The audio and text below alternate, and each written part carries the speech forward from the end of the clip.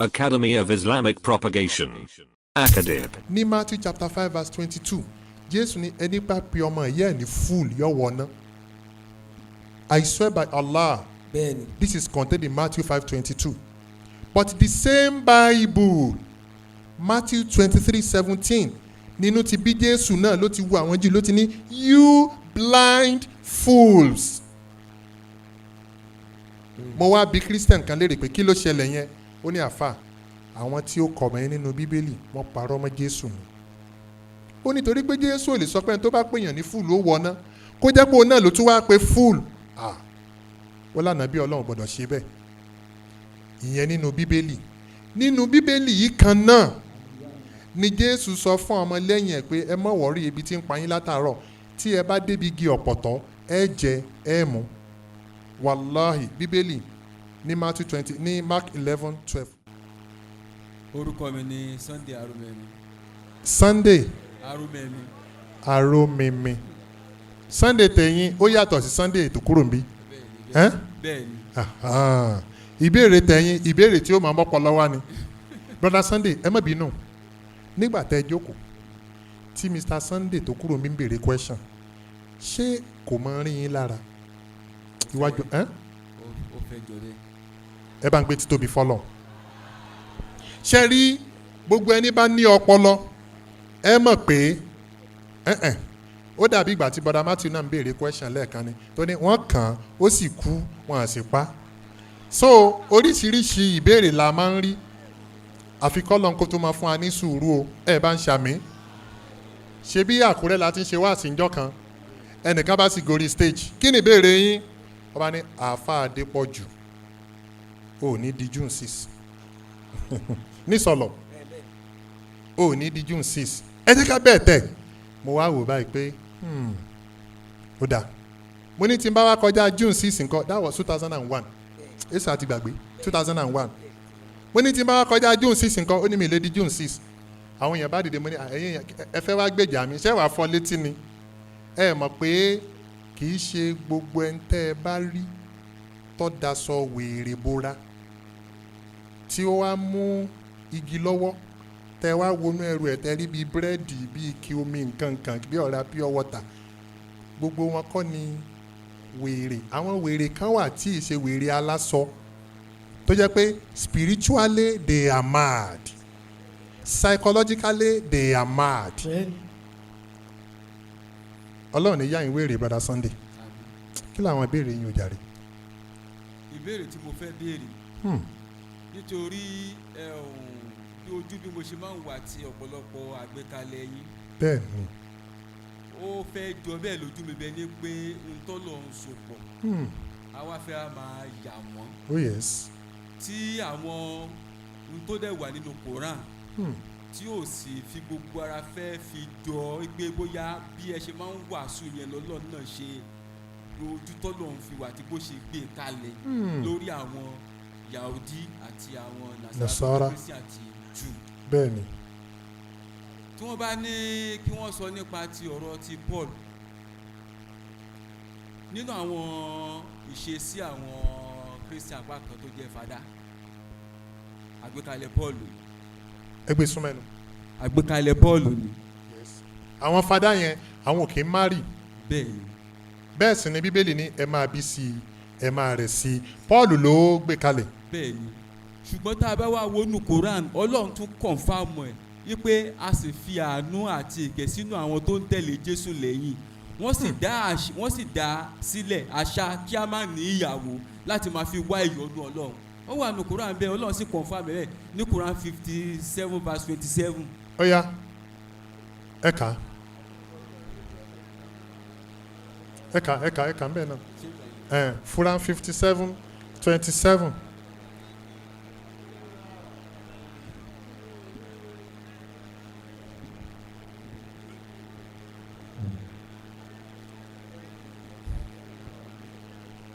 Ó yẹ ká fún wa ká gbọ́ Quran 57 verse 27. Then we sent following their footsteps our messengers and followed them with Jesus the son of Mary and gave him the gospel and will place in their hearts of those who follow him compassion, and Mercy, yes. and monasticism, which they innovated.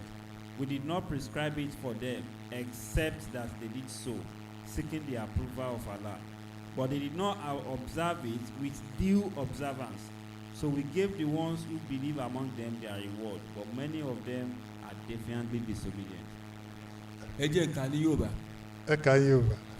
Ó ní lẹ́yìn náà a sì fi ọ̀pọ̀lọpọ̀ àwọn òjíṣẹ́ tẹ̀lé orípa wọn, a sì mú Ísá ọmọ Mọ́ríámọ̀ tẹ̀lé wọn, a fún un ní tírà Ìnjílà, a sì ṣe àánú àti ìkẹ́ sínú àwọn tí ó tẹ̀lé tirẹ̀, àti pé àṣà kí a má ní ìyàwó ó jẹ́ ohun tí wọ́n dá sílẹ̀. A kò ṣe é ní ọ̀ranyàn fún wọn bí kò ṣe láti fi wá ìyọ́nú Ọlọ́run. Síbẹ̀síbẹ̀ wọn kò sọ bí ó ti tọ́ kí wọ́n sọ. Nítorí náà a ó fún ẹni tí wọ́n ṣe a ó fún àwọn ẹni tí wọ́n gbàgbọ́ lódodo nínú wọn ní ẹ̀san wọn, ṣùgbọ́n ọ̀pọ̀lọpọ̀ wọn nínú wọn jẹ́ òbílẹ̀jẹ́. Ṣé ibi tẹ́ ẹ kà yẹn ṣé kí n torí pé tá a bá ka Lárúbáwá fún yẹn ẹ lè gbọ́. Yorùbá tá gbogbo àjọ pé ìlú ní kájọ máa sọ. Ṣé kí n wá kà fún lédè òyìnbó kó tún lè nítumọ̀ sí kí n wá tútù fún yín dáadáa. We ẹ máa gbọ́ o, and we ordained in their hearts of those who followed him compassion and mercy, but the monasticism which they invented for themselves we did not prescribe for them, but they sought it only to please Allah therewith. We did not prescribe for them, but they sought it only to please Allah therewith. But they did not observe it with right observance. Bí ẹ ṣe sọ yẹn lórí, torí pé tí a bá wo àwọn fada láyé ìsìn yìí. Bí mo ṣe sọ lórí. Àwọn kan wà tó jẹ́ pé àwọn ń ṣàbòsí, àwọn ni wọ́n bá wí ń bẹ̀ yìí. Ṣùgbọ́n ó wà ń bẹ̀ yìí pé a kò ṣe lọ́ranyàn fún wọn, ṣùgbọ́n láti fi wá ìyọ́nú Ọlọ́run ni. Ó ní language tí Kùránì lò. We did not prescribe it for them.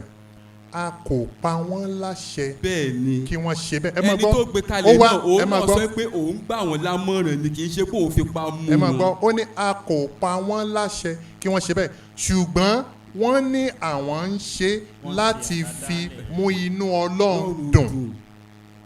Ẹ gbọ́ mi yé. Ó yé mi. Wọ́n ní àwọn ń ṣe láti fi mú inú Ọlọ́run dùn. Ọlọ́run confirm ẹ̀ nígbà ẹni yẹn. So Quran never prescribed it for them. Mo mọ̀ pé Quran ò sọ bẹ́ẹ̀ fún wọn. Kí wá ló tún kù? Ọlọ́run sọ fún nínú Quran wípé wọ́n dá àṣà yẹn sílẹ̀ láti fi wá ìyọ́nú Ọlọ́run, bó tilẹ̀ jẹ́ pé a kò ṣe lọ́ranyàn fún wọn. Wọ́n ní àwọn ń ṣe Ọlọ́run lóhùn ní tí Ọlọ́run ò bá pa wọ́n láṣẹ. Ṣé ń gbọ́ mi? Bá a ṣe wà yìí, ẹ̀ẹ̀mélòó là ń kírun lójúmọ́? 5. Tí èmi Yusuf Adépọ̀jù bá ní òkè o, 25 ni màá máa kírun ọ̀ranyàn lójúmọ́. Kí ni mo fẹ́ máa fi ṣe? Mo fẹ́ fi súnmọ́ Ọlọ́run. S'Ọlọ́run rán mi iṣẹ́. Ǹjẹ́ mi tún ní ṣé mi lè jìyà lórí ẹ̀? Ó ti clear. Ọlọ́run ní ká gbààwẹ̀ for 30 days nínú oṣù Ramadan. Àbí? Ǹjẹ́ a rí ẹni tó jẹ́ pé ńgbà tó parí àwẹ̀ 30 tán ló wá ní mo tún fẹ́ gba 30 míì nínú oṣù Shawwal. Ó tún wá gbà tán, ó tún ní okay o, mo tún fẹ́ gba 30 míì lẹ́yìn Shawwal. Ó tún yá, kí ló dé? Kí lẹni yóò sọ, mo fẹ́ fi súnmọ́ Ọlọ́run. Ẹ dákun, ṣé ò tún lè jìyà lórí ẹ̀?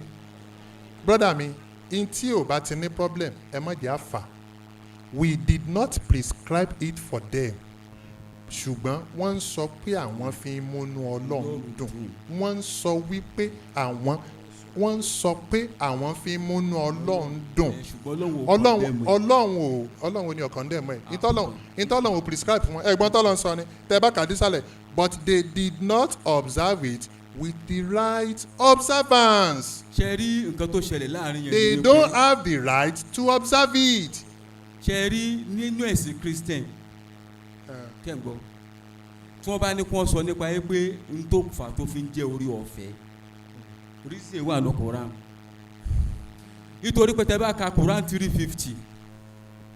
Níbẹ̀ ni Jésù ti sọ wípé èmi wá láti ṣe ní ẹ̀tọ́ fún yín apá kan ohun tá a ṣe ní èèwọ̀ fún yín tí wọ́n bá dẹ̀ nìkan sọ nípa ẹ pé àgbékalẹ̀ Paul àti ẹ̀kọ́ rẹ̀ òun ló jẹ́ kó di mímọ̀ fún àwọn ọmọ Israel wípé wọn kò sí lábẹ́ òfin mọ́ nítorí pé wọ́n ti wà lábẹ́ orí ọ̀fẹ́ ọ̀rọ̀ Paul yẹn àti ọ̀rọ̀ tí Jésù sọ nínú Koran yìí ó ṣe déédéé ara wọn èmi wá láti ṣe ní ẹ̀tọ́ fún yín apá kan ohun tá a ṣe ní èèwọ̀ fún yín Paul sì padà gbé kalẹ̀ òun nìkan ṣoṣo ní àgbékalẹ̀ rẹ̀ fi ìdí ọ̀rọ̀ yẹn múlẹ̀ pẹ̀lú tó wà ń Koran yìí yí pé ẹ kò sí ní abẹ́ òfin mọ́ bí kì í ṣe lábẹ́ orí ọ̀fẹ́ Paul yìí sì rèé òun ló ti ń jà fún Júù tẹ́lẹ̀tẹ́lẹ̀ kó tó padà di pé ó ń jà fún Kristi ẹsẹ̀ méjèèjì yẹn ó fìdí múlẹ̀ mo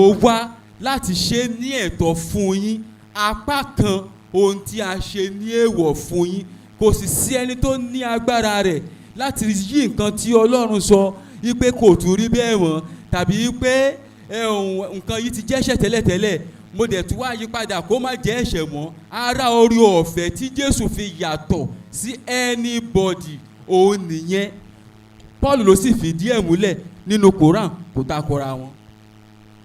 ẹ ṣeun Paul fi ìdí ẹ̀ múlẹ̀ nínú Bible. Okay, nínú Bible in just one word kó má bàa rújú torí mi tí rí béèrè tẹ́ béèrè ẹ kàn fi hàn mí ibi tí Jésù sọ pé ẹnìkan bọ̀ lẹ́yìn mi tí ó jẹ́ Paul simple ká má ṣe wàhálà jìnnà. tí wọ́n bá ní. tí Jésù ti ní Paul ń bọ̀ yóò wá continue mission mi ká má ṣe wàhálà jìnnà ó yá. kò sí níbi tí Jésù ti sọ ṣùgbọ́n nígbà tí Paul ń gbógun ti àwọn Christian nínú Acts of Apostles chapter 9 ló wà gbogbo bó ṣe ń lọ sí Damascus àti bí ẹṣin rẹ̀ ṣe ṣubú bí ìmọ́lẹ̀ ṣe mọ́lẹ̀ sí àti bí Jésù ṣe bá a sọ̀rọ̀ láti ọ̀run wá. kí ló ṣubú. ẹṣin ṣubú ó ṣubú lulẹ̀ ó sì sọ pé ẹṣin ó sì sọ pé ìmọ́lẹ̀ tó mọ́lẹ̀ sí òun ó ju ìmọ́lẹ̀ oòrùn lọ ibi bẹ́ẹ̀ ló ti bẹ̀rẹ̀ ìgbàkigbà ni Ọlọ́run lè pè èèyàn dandan wípé nítorí pé a pe òun àwọn àpọ́sù yòókù ní ìgbà tí Judas ti kú. Brother Sunday ẹ má bínú o ẹ gbàgbọ́ nínú Paul dáadáa. mo gbàgbọ́ torí pé Jésù ló pè bẹ́ẹ̀ ni. ó ní Jésù pé òun ẹ̀dẹ̀ gbàgbọ́. báwo ni mi ò ṣe nígbàgbọ́. ó náà mo sọ ó ní Jésù pé òun ẹ̀dẹ̀ gbàgbọ́. mo gbàgbọ́ pé Jésù pè. ṣé tí n bá wá mú bìkan jáde nínú Bíbélì ṣé gbà méjèèjì gbọ́. ẹ mú jáde kí n gbọ́ ná. ẹ wá explain fún mi lórí ibi tẹ́ ẹ sọ yẹn nígbà tí Jésù ṣubú tí Paul ṣubú àbí.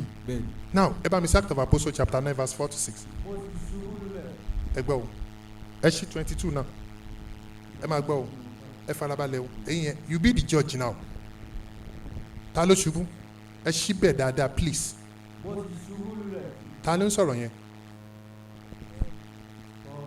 kí ló sọ ó gbọ́ nǹkan Brother Sunday ẹ máa gbọ́ o ó wí fún mi wípé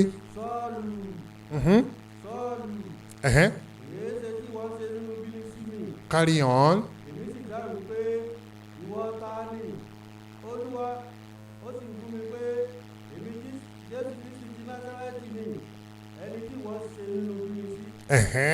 àwọn tí ó sì wà pẹ̀lú rẹ̀ wọ́n rí ìmọ́lẹ̀ náà ní tòótọ́. mo ń bọ̀ wọ́n rí ìmọ́lẹ̀ ní tòótọ́. ṣùgbọ́n wọn kò sì gbọ́ ohùn kan. mo ń bọ̀ o ẹ̀yin bàbá mi ẹ̀yin ìyá mi o kí ni wọ́n rí ta ni ìmọ́lẹ̀ tí ń bá sọ̀rọ̀ ṣùgbọ́n wọn gbọ́ àwọn ìyẹn ò gbọ́n tí ń sọ̀rọ̀ but wọ́n rí ìmọ́lẹ̀ ṣe gbà bẹ́ẹ̀. gbogbo àbẹ. ẹ ṣeun wọ́n rí ìmọ́lẹ̀ wọ́n á ṣe kí ni wọ́n á gbóhùn the same Paul kí ló tún wí. àwọn ọkùnrin tí wọ́n sì ń bá rìn àjò dúró kẹ́kẹ́ pamọ́ wọn ní ẹnu wọ́n gbọ́ ohùn náà. mo ń bọ̀ o kí ló wà ń bẹ̀ yẹn wọ́n rí ìmọ́lẹ̀ wọ́n á gbọ́ ohùn wọ́n rí nǹkan wọ́n rẹ̀ tí ń bá sọ̀rọ̀ ṣùgbọ́n wọ́n á gbọ́ ohùn kí ló wà ń bì. wọ́n gbọ́ ohùn náà. wọ́n gbọ́ ohùn náà. ṣùgbọ́n wọn kò rí ẹnìkan. ṣé ìgbàgbọ́ ṣe rí mò ń bọ̀ ṣe é gba bẹ̀yẹn náà gbọ́. ẹ jẹ́ ìṣàlàyé lórí yìí. màá ẹ ṣàlàyé ẹ kàn sọ fún mi pé ibi tán kà sí kejì yìí o the first one wọ́n rí mọ́lẹ̀ wọ́n gbóhùn the second one wọ́n gbóhùn wọ́n rí mọ́lẹ̀ ṣe é gba méjèèjì gbọ́ tẹ́ bá ti fún mi lánsà kẹwàá explain yes or no. tí wọ́n bá ní kí wọ́n sọ nípa pé bí wọ́n ṣe kọ́ nìyẹn ṣùgbọ́n kókó tó wà ń bẹ̀ ni wípé ẹ ti fi kókó lẹ̀ ń sìn. ẹ̀gbọ́ ṣe ẹni tó bá ní kí wọ́n sọ nípa pé wọ́n ń kọ ìtàn sílẹ̀. níbi tá a kà mí ì tí ì fẹ́ ibi tá a kà ń ṣe sẹ́. nígbà tẹ́yìn náà ń sọ nípa àwọn àdìtìlẹ̀ ẹ̀tàn ẹ ní ìṣe ènìyàn ni kò lè ṣe ó má ṣẹlẹ̀. definitely tí àwọn oníròyìn bá lọ sí ibì kan tí wọ́n fẹ́ lọ fine gbogbo nǹkan tí wọ́n bá máa cover ò lè rí bẹ́ẹ̀ tán á yàtọ̀ síra wọn. torí pé ọmọ ènìyàn ni wọ́n. bẹ́ẹ̀ bí ẹ̀yin kan bẹ́ẹ̀ ṣe wà yìí tẹ́ bá sọ fún àwọn ọmọ ẹ̀yìn yín pé kí wọ́n kọ ìtàn ọdún mẹ́ta nípa yín kò lè jọra wọn. kò lè dọ́gba láìláì tó bá dọ́gba Of course. wọ́n jíra wọn wò ni. of course kò tí ẹ lè dọ́gba Bẹ́ẹ̀ ni. torí pé human being ni wọ́n. now inú bo la ti ń kà yìí Bíbélì. inú bo la ti ń kà Bíbélì. inú ọ̀rọ̀ ọlọ́run inú ìwé tí a gbé déwájú ọlọ́run èmi wá ń bi yín léèrè ń sìn in tí wọ́n kà jáde just tell me which one I'm going to believe ẹ má tẹ̀ tí explain wọ́n rí mọ́lẹ̀ wọ́n gbóhùn wọ́n gbóhùn wọ́n rí mọ́lẹ̀ ẹ sọ̀kan tí màá gbàgbọ́ èyí tí mo gbàgbọ́ wọ́n rí mọ́lẹ̀ ṣùgbọ́n wọn ò gbóhùn mo débẹ̀ yẹn. wọ́n rí ìmọ́lẹ̀ wọ́n gbóhùn Mo ti ìtẹ́yìn bẹ̀rẹ̀ gbàgbọ́ nìyẹn ọ̀ya ìtẹ́mi gbàgbọ́ wọ́n gbóhùn Wọ́n gbóhùn náà. ṣùgbọ́n wọn ò rí ìmọ́lẹ̀. ẹ ṣe é mọ̀ pé tọ́ba ní ẹni tó kọ́ ẹ̀yin ní ẹ̀mọ̀ ẹni tó kọ́ out of apostle ṣe é mọ̀ pé ká kó ìtọ́jọ lọ́tún Now, lọ́sì mistake ṣé ẹ mọ̀ ẹni tó díẹ̀ kọ́? díẹ̀ kò lè ṣe kó má wà bẹ́ẹ̀ ṣùgbọ́n kókó tó wà bẹ́ẹ̀ tó dọ́gba brother ó ní Sunday pé 1 minute Jésù pè. 1 minute àṣírí tú ṣe mà àṣírí náà àṣírí wo. ibi tẹ́ ẹ kà lákọ̀ọ́kọ́ yẹn ìwé wo ni ibi tẹ́ ẹ kà lẹ́lẹ́kejì ìwé wo ni. Act of Apostles.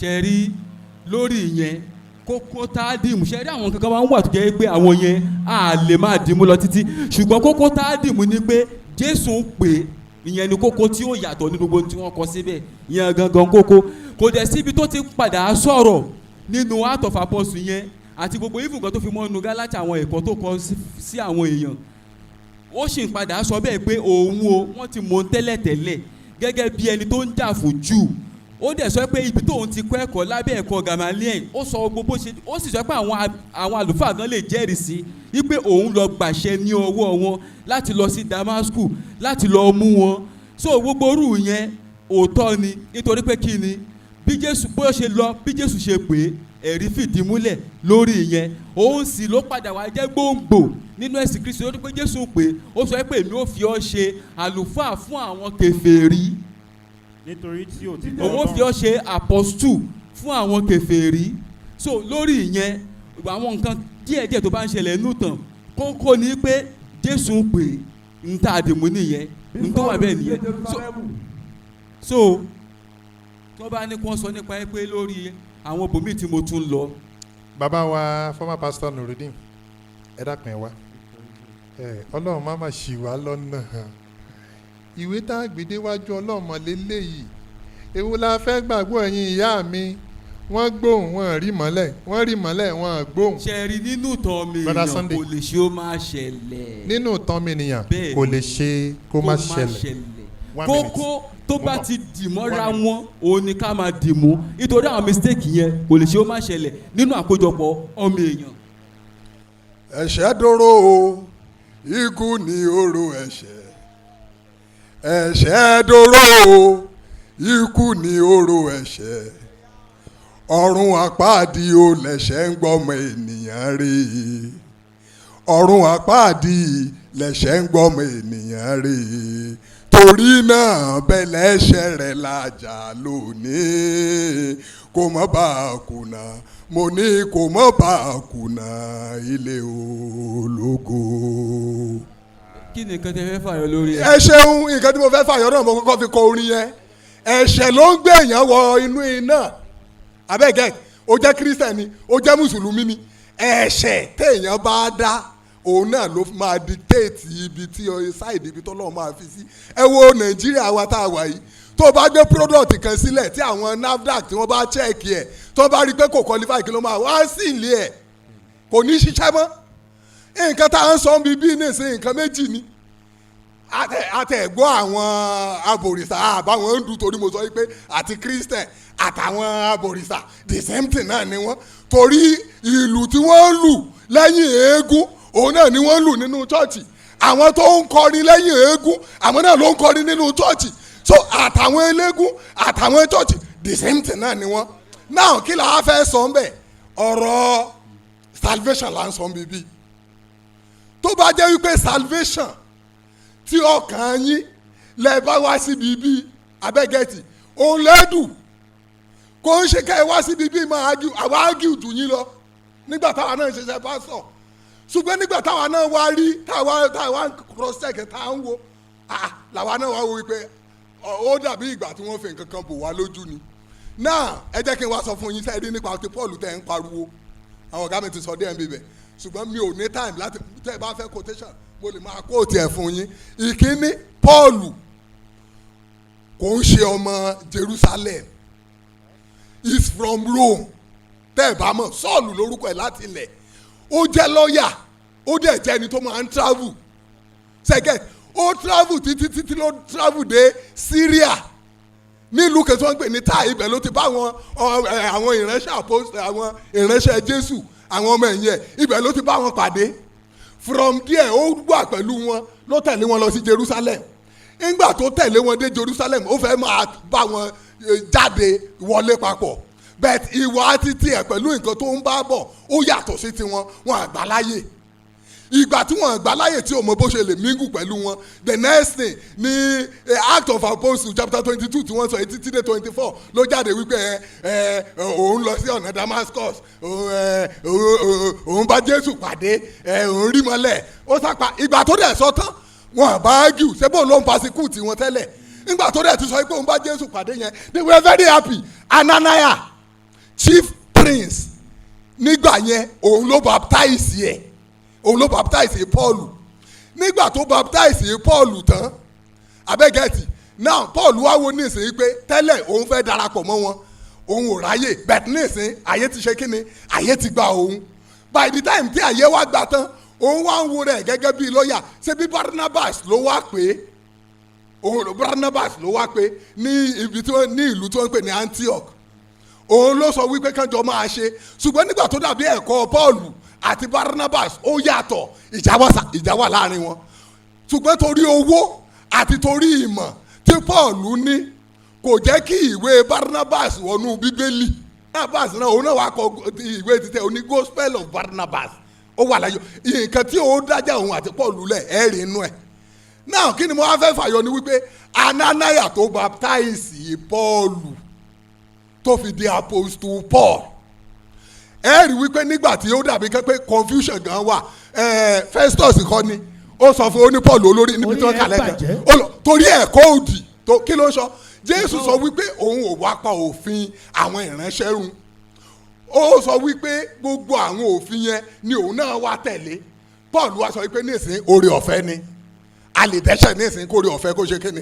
ìjẹ́ Nàìjíríà gan tá a wáyé ìjọ lè dẹ́ṣẹ̀ kán ní oore ọ̀fẹ́ wà ìdájọ́ náà wọ́n fi máa mú ẹ náà kí ni wọ́n fẹ́ fàyọ ni wípé the same Ananias tó baptize Paul sẹ́mi Paul náà ló tún á ń dùn Paul lé àwọn olófin lọ́wọ́ pé ẹ̀kọ́ tí Paul ń kọ́ yìí òun lòdì sí Ananias the same thing ló ṣe kí ni ló fi Paul lé àwọn amófin ní ọwọ́ ni wọ́n arrest Paul nígbà tí wọ́n arrest Paul tán inú wàhálà yìí ni Paul wà ni wọ́n ṣẹ̀ṣẹ̀ wá mọ̀ wípé kò ń sọ ọmọ Júù ọmọ Róòmù ni ó dáa kọ́mọ́ wá dájọ́ ẹ̀ níbi ibẹ̀ wọ́n wá transfer ẹ̀ lọ sí Róòmù nílùú ẹ̀ ìgbà tó wá délùú ẹ̀ inú prison nílùú ẹ̀ ló ti bẹ̀rẹ̀ sí kọ lẹ́tà sí gbogbo lẹ́tà tẹ́ rí nínú Bíbélì yẹn inú prison ló ti bẹ̀rẹ̀ sí kọ ó wá gádà mẹ̀mẹ́ntọ̀ nígbà tó gádà mẹ̀mẹ́ntọ̀ yẹn tán wọ́n wá release ẹ̀ tẹ́ ẹ bá lọ ka ìwé Act of Apostles third journey ẹ̀ dáadáa ẹ rí i pé Róòmù tí wọ́n ti filẹ̀ ní Jerusalem tó padà sí Róòmù yẹn náà at the end of the day kí ló pa Paul riot wà wọ́n sun Róòmù terror wà ìgbà tí wọ́n máa investigate wọ́n rí i pé Paul náà wọ́n bá nídìí ẹ̀ at the end of the day wọ́n so mọ́ àgbá wọ́n ṣe kíni wọ́n yàn bàbá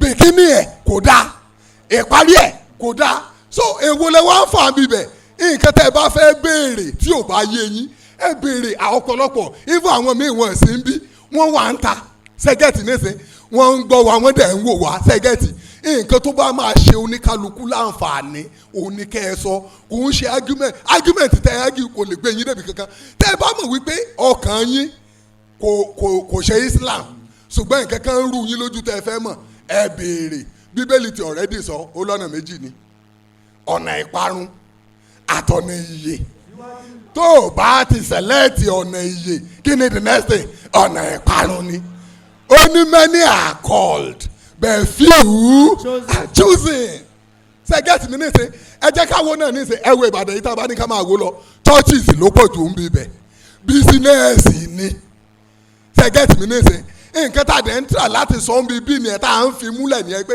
tó bá jẹ́ pé tòótọ́ bíbélì tẹ ẹ gbé dání ó dá yín lójú ẹ má máa kóòtù bíbélì kẹ ẹ má kóòtù tẹ bá kóòtù gbogbo nǹkan tẹ ń kóòtù látàárọ̀ gan kò bá bíbélì kò bá Kùránì mu kò bá mu so nǹkan tí mo fẹ́ sọ fún yín bíbẹ̀ ni pé ẹ má argue tẹ ẹ bá fẹ́ ìgbàlà ọkàn yín sẹ́gẹ̀t nǹkan tó bá rú yín lójú ẹ béèrè tí wọ́n bá fún yín lánsà tí ánsà yẹn bá titi yín mu alihamudulilayi tí ò bá dẹ̀ bá titi yín mu tó ó kù ẹ̀yin àti kẹ́ni àti èṣù Ọlọ́run Elédùmarè kó ràn wá lọ́wọ́. ṣe rí lórí àwọn nǹkan tí wọ́n sọ pé Paul ń sọ pé orí ọ̀fẹ́ tó túmọ̀ sí pé èèyàn lè máa dẹ́ṣẹ̀ orí ọ̀fẹ́ yóò cover gbogbo orú nǹkan bá ń débẹ̀. Brother Sunday ẹ ní sùúrù ẹ jẹ́ kí n ṣàlàyé lórí nǹkan tí wọ́n sọ. ẹ ti dáhùn question mi gan lẹ́ẹ̀kan inú mi dẹ̀ dùn. ẹ jẹ́ ń dáhùn lórí táwọn sọ tán nísìnyí tí wọ́n bá ní kí wọ́n sọ nípa pé Paul ọ̀gán ló sọ pé a kò lè wá ní orí ọ̀fẹ́ ká ní kí ẹ̀ṣẹ̀ máa pọ̀ sí nítorí pé wọ́n ti fẹ́ máa ṣe orí ọ̀fẹ́ yẹn lò. Paul kan náà ló tún sọ nínú Hébérù 10:26 pé tó o bá rò pé bóyá ẹ̀jẹ̀ Jésù yóò máa pẹ̀ṣẹ̀ rẹ́ ńgbà gbogbo lẹ́yìn ìgbà tí o ti mọ òótọ́ tán ẹ̀jẹ̀ yẹn ò ṣiṣẹ́ kankan fún ẹ mọ́ ṣùgbọ́n nǹkan tí orí ọ̀fẹ́ yẹn cover gẹ́gẹ́ bí wọ́n ṣe gbé kalẹ̀ òun ni wípé èkíní ẹni tó bá ti jẹ́ ọmọ Júù tó bá ti lè wà lábẹ́ ẹ̀sìn Christian òfin Júù ò lágbára lórí ẹ̀ mọ́ one ẹlẹ́ẹ̀kejì Brother Sunday ẹ jẹ́ ń ṣàlàyé délé orí ọ̀fẹ́ yẹn cover nǹkan mẹ́ta. ìbéèrè mo fẹ́ kẹ́ béèrè ní bíi ọdún mélòó kan sẹ́yìn obìnrin kan dìde ó pe orúkọ ara ẹ̀ ní Jésù wọ́n wá ní kí ló dé ó ní Jésù yọ sí òun pé Jésù ló commission ẹ gbà bẹ́ẹ̀ àbẹ́ gbà bẹ́ẹ̀.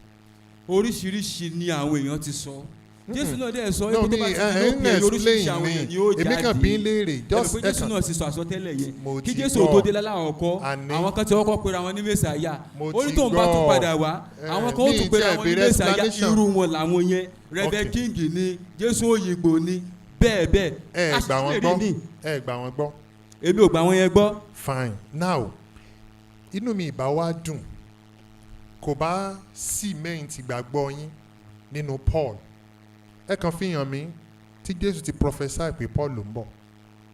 Jésù ò prophesy pé Paul ló ń bọ̀. now mo bọ̀ tí Jésù ò bá wa prophesy pé Paul ló ń bọ̀ ẹ béèrè question mi. Okay.